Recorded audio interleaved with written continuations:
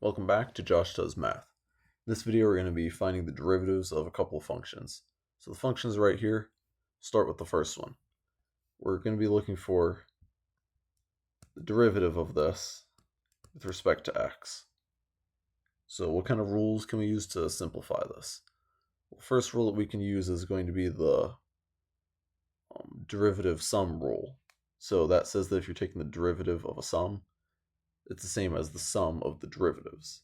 In other words, instead of having this whole big mess in my derivative, I can split it up into two derivatives. D 3x to the 500th power dx plus d 15x to the 100 dx. So I just split it up as a sum. That's a rule that you should know for derivatives.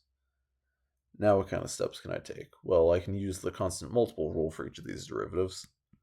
So this can become 3 dx to the 500 dx plus 15 dx to the 100 over dx. So all I did right here was pull the constants out front. And now I'm just left with the derivative of two powers of x. So I can use the power rule. Power rule says power out front, one smaller on the power. So that's what I'm going to do. 3 times 500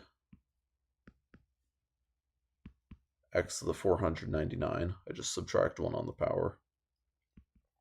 Plus 15 times 100 power out front. 1 smaller on the power. It now becomes x to the 99.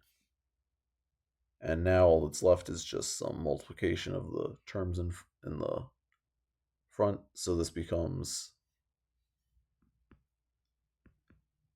1500x to the 499th power plus 1500x to the 99th power.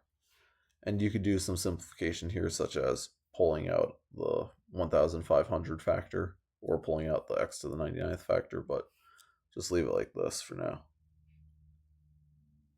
This next problem could be done a couple of different ways. You could use the chain rule on it, but we're going to assume that you don't know the chain rule at this point.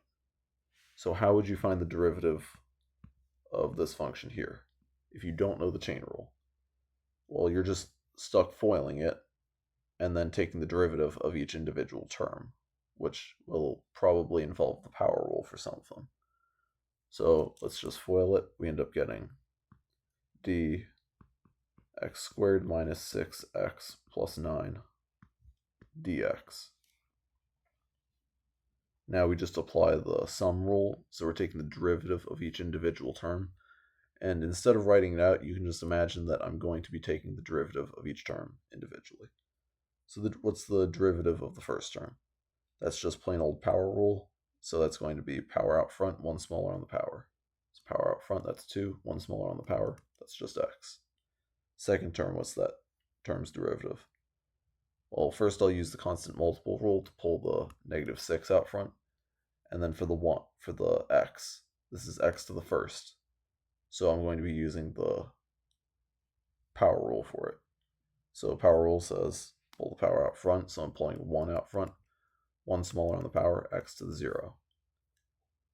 How about for the last term? Well, that's just a constant number, it's 9. So what's the derivative of any constant? It's 0, that's the constant rule. And now I know x to the 0 is just 1. 1 times 1 times 6, that's just 6.